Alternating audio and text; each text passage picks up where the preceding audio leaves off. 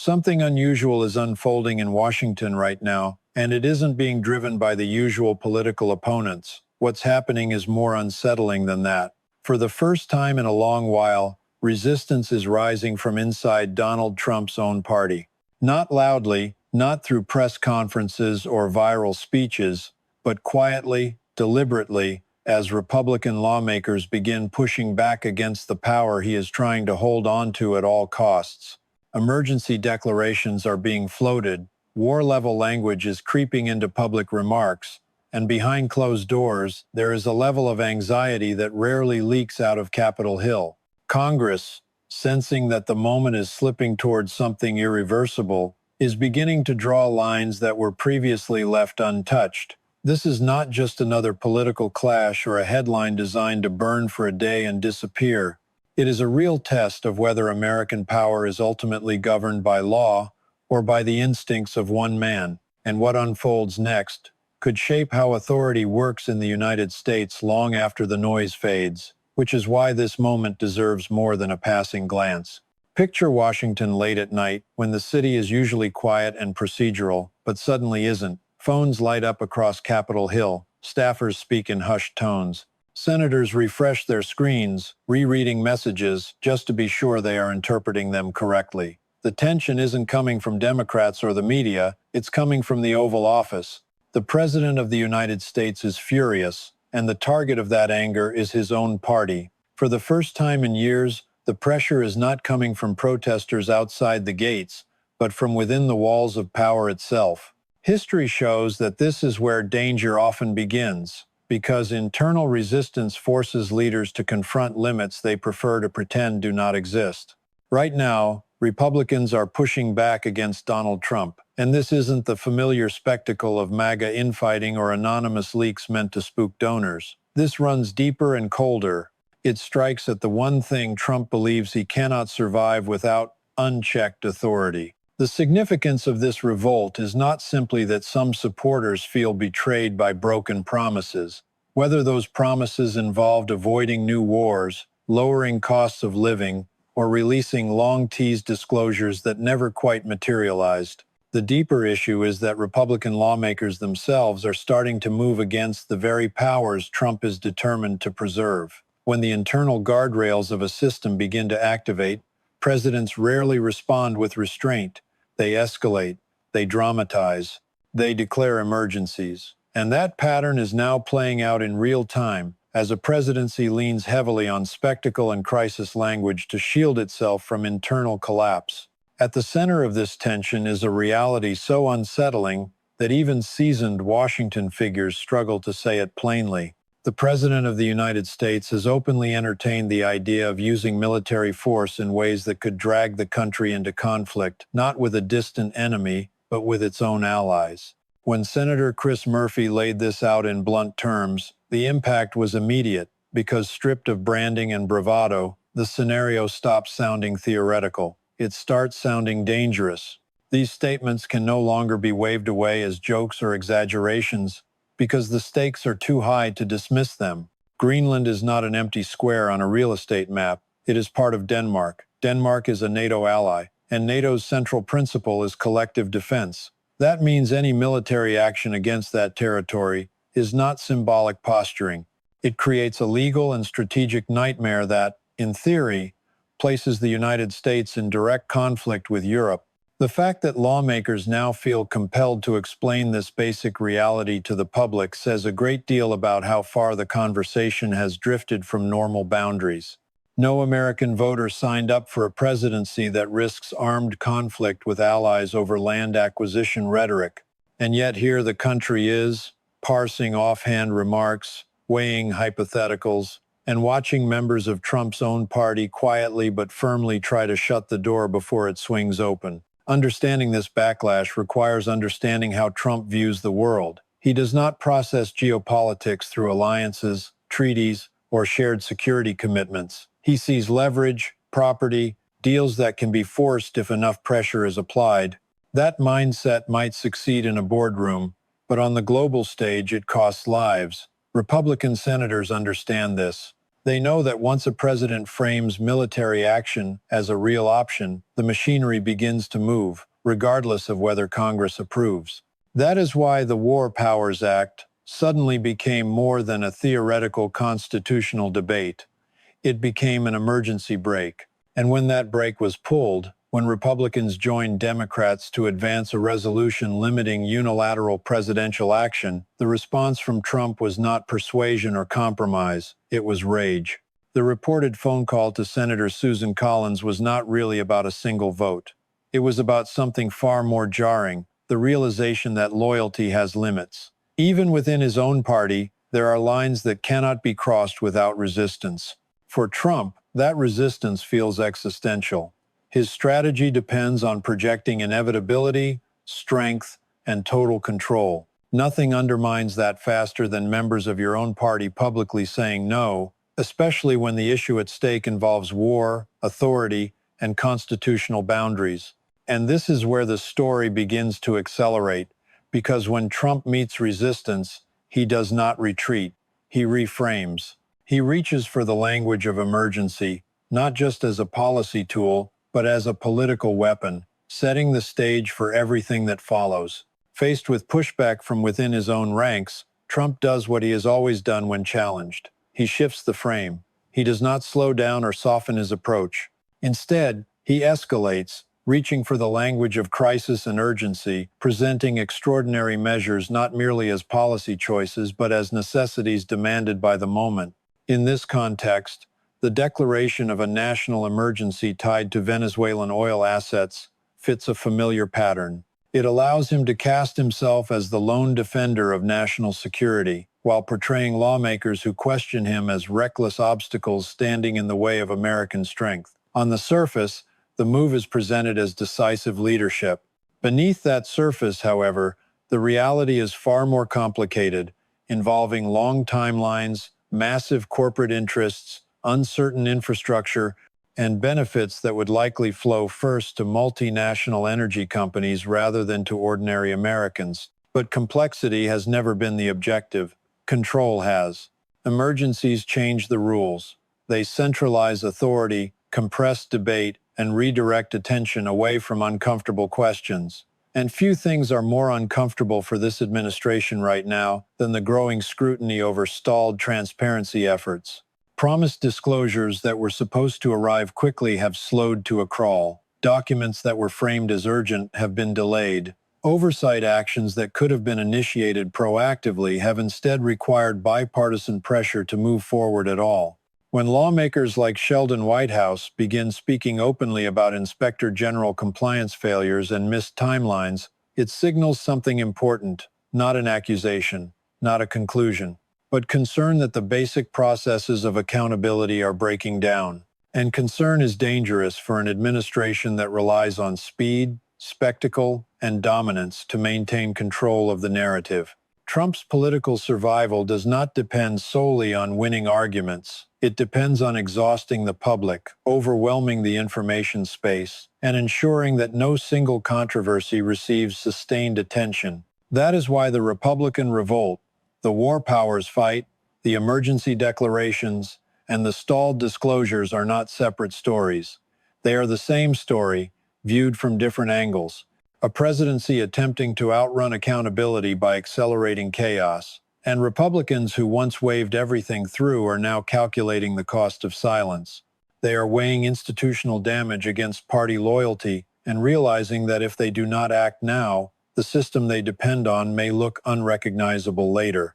Once a president openly suggests that he is guided primarily by personal judgment rather than law, treaties, or precedent, the issue stops being partisan. It becomes structural, and that is the moment Washington finds itself in.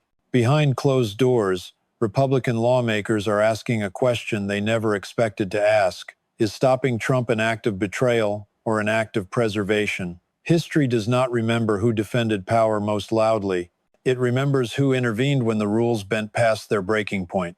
This revolt, quiet in some places and explosive in others, may be the first real sign that the internal guardrails are being tested, not by the opposition, but by those who understand exactly how dangerous unchecked authority can become when it is wrapped in grievance, spectacle, and the language of permanent emergency. As this internal rebellion deepens, the focus begins to shift away from Trump's public statements and toward Republican behavior behind the scenes, away from social media outrage and carefully scripted remarks, and toward private meetings, phone calls, and strategic calculations. There is a growing recognition among GOP lawmakers that they are no longer dealing with a conventional presidency, but with a leader who interprets every institutional limit as a personal insult. That realization is changing behavior in ways that would have been unthinkable just a year ago. When the War Powers Resolution advanced with Republican votes, it was not a lapse in discipline or a misunderstanding. It was a deliberate move by senators who understand that once unilateral military threats become normalized, especially toward allied territory, Congress becomes irrelevant unless it reasserts itself. This fear is not ideological, it is constitutional. The War Powers Act exists for precisely these moments when presidential instinct begins to outrun systemic safeguards. Trump's reaction to this resistance, marked by profanity, intimidation, and threats of political retaliation, only deepened concern that his decision-making process is driven less by strategy and more by impulse, grievance, and obsession with legacy. Legacy is a critical word here. Trump's fixation on how he will be remembered as dominant, transformative, and historically consequential has increasingly collided with the reality that his promises have not produced stability, restraint, or prosperity. And when the promise of no new wars begins to collapse under the weight of aggressive rhetoric, even loyal supporters start to fracture. Wars are not abstract ideas to voters. They carry costs, risks, and consequences. Republicans facing re-election understand that no amount of branding can sell a conflict with allies as a victory. That is why Trump's growing reliance on emergency powers feels less like leadership and more like panic. Emergencies allow him to bypass debate, marginalize dissent, and reframe opposition as sabotage. This tactic has a long global history. Leaders who feel their authority slipping often reach for extraordinary measures to freeze the political moment in their favor. In Trump's case, the Venezuelan oil emergency serves as a textbook example of how economic assets are reframed as national security imperatives, even when the benefits are distant, uncertain, and largely corporate. And as lawmakers on both sides of the aisle quietly acknowledge this, the distance between the president and his party continues to grow. Trump's relationship with his own party has increasingly shifted from uneasy cooperation to open tension because he does not simply seek support, he demands submission. When senators assert independence, he interprets it not as governance but as betrayal. Publicly, he threatens their political futures. Privately, he still depends on them for confirmations, legislation, and the institutional cover that keeps a presidency functioning. That contradiction exposes the fragility of his position, because power rooted in fear rather than coalition eventually turns inward. And that is exactly what is beginning to happen as Republican senators quietly coordinate, compare notes, and decide where lines must finally be drawn, lines that once seemed impossible to draw without ending a political career. This internal calculation is driven by a broader and more unsettling concern. Trump's rhetoric about law, morality, and authority is no longer symbolic. It is becoming operational. When a president suggests that personal judgment outweighs international law or constitutional constraint, it signals a worldview in which rules exist only when they are convenient. Lawmakers who understand how precedent works find this terrifying, because norms do not disappear when one presidency ends. They persist, shaping what comes next. If they collapse now, they will not simply reappear later. This fear has transformed routine votes into flashpoints, policy disagreements into existential tests, and phone calls into confrontations about the future of institutional survival. All of this is unfolding against a backdrop of public confusion and exhaustion. Voters struggle to separate spectacle from substance, and that confusion is not accidental, it is strategic. A crowded information environment benefits leaders who thrive on chaos, and Trump has long understood that if everything is breaking news, nothing is accountability. That is why the convergence of these storylines matters so much. The war powers fight, the emergency declaration, the Republican revolt, and the stalled disclosures are not isolated controversies. They are interconnected stress fractures in a system being pushed beyond its intended limits. Republicans who once justified every move as temporary or tactical are now confronting a harder truth. Silence is no longer neutral. Inaction becomes a form of consent. That realization has shifted the internal tone of the party from loyalty to triage. The question is no longer how to help Trump dominate the next news cycle. It is how to prevent lasting damage to institutions that must continue to function after he is gone. That shift, subtle but profound, is why this revolt feels different. It is quieter, more procedural, but far more serious, because it is driven not by ideology, but by alarm. Alarm rooted in the understanding that when emergency powers become routine and war rhetoric becomes casual, the line between governance and authoritarianism begins to blur. Once that line fades, it rarely returns without cost. That cost is what some Republicans are now trying, perhaps belatedly, to avoid. And they are doing so even as Trump escalates his attacks, framing every attempt to limit his authority as an attack on the nation itself. In his mind, the two are inseparable. That belief, more than any single policy dispute, is what has pushed members of his own party into open resistance. While public debate focuses on war powers and emergency declarations, a quieter and more unsettling pressure is building beneath the surface. Each time the administration escalates its crisis language, it draws attention to what it seems most eager to outrun: oversight, documentation, timelines, and the slow, methodical work of accountability. This is where the story takes a darker but more procedural turn, away from rumor and into the uncomfortable territory of process failures and unanswered questions. When lawmakers begin asking why promised disclosures are delayed, why reviews stretch on indefinitely, and why statutory deadlines slip without explanation, they are not alleging wrongdoing. They are identifying red flags. Red flags are dangerous not because they prove guilt, but because they invite scrutiny. And scrutiny is the one thing a presidency built on speed, dominance, and narrative control struggles to manage. The administration itself elevated transparency into a defining promise, emphasizing urgency and openness, yet the reality has unfolded far more slowly than the rhetoric suggested. When senators like Sheldon Whitehouse publicly describe the gap between expectation and execution, focusing on numbers, timelines, and compliance requirements rather than theories, the issue is reframed entirely. It becomes an administrative credibility test rather than a political talking point. Credibility is the currency of governance. Once it is questioned, every explanation faces higher skepticism. Requests for Inspector General review are not accusations. They are acknowledgments that something in the process failed, whether through mismanagement, delay, or competing priorities. And for an administration already facing internal revolt, this kind of inquiry compounds pressure in ways that cannot be dismissed with a speech or a tweet. Inspector General inquiries operate outside political theater. They deal in records, memos, timelines, and chains of decision-making. Their findings do not disappear with a rally or dissolve under social media pressure. That is precisely why they pose such a challenge to a presidency built around narrative dominance. And this is where Trump's broader strategy becomes clearer, not through any single statement, but through repetition. Each time scrutiny tightens, the narrative expands.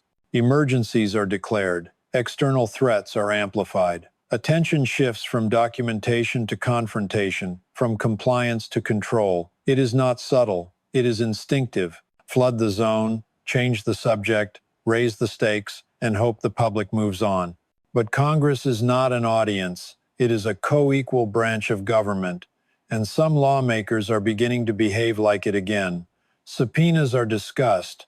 Financial trails are followed. Questions are asked about why certain oversight avenues were not pursued proactively if transparency was truly a priority. This is not about proving a predetermined outcome. It is about explaining a process. Processes do not have opinions or loyalties. They leave records. And records are stubborn. They do not respond to intimidation or rhetorical force. they simply exist. As this inquiry deepens, it collides directly with Trump's preferred mode of operation, which is personal control over information rather than institutional disclosure. That collision limits his ability to redefine reality on demand, and that loss of control is what he fears most. It explains why loyalty rhetoric has intensified, why dissent is framed as sabotage, and why even bipartisan oversight is portrayed as partisan warfare. Accepting neutral review means accepting the possibility of outcomes you cannot dictate, and Trump has always treated control as inseparable from survival. This convergence is what has unsettled Republicans the most. War powers are being challenged. Emergency authorities are being questioned. Disclosure processes are under scrutiny. Party unity is fraying. And all of it is happening simultaneously. This is not a bad week or an unlucky sequence of headlines. It is a systems test, one that asks whether institutions still function when pressure comes from the top rather than from outside threats. Quietly, some Republicans are acknowledging that the greater risk is not what oversight might uncover, but what happens if oversight fails entirely. A system that cannot examine itself becomes brittle, and brittle systems do not bend, they break. This awareness has shifted internal conversations from defense to distance, from justification to insulation. Lawmakers are calculating how to separate their constitutional responsibilities from a presidency that increasingly treats those responsibilities as obstacles. And throughout it all, Trump continues to push forward, framing himself as besieged and unfairly constrained, leaning harder into the language of destiny and personal judgment. At the same time, the institutional machinery around him begins to move differently, slower, heavier, and more deliberately. Oversight does not rush, it accumulates, and that accumulation is difficult to outrun. No matter how many crises are declared or enemies are named, paper trails do not vanish, deadlines do not forget, procedures do not care about loyalty. That reality is what makes this moment feel heavier than previous controversies.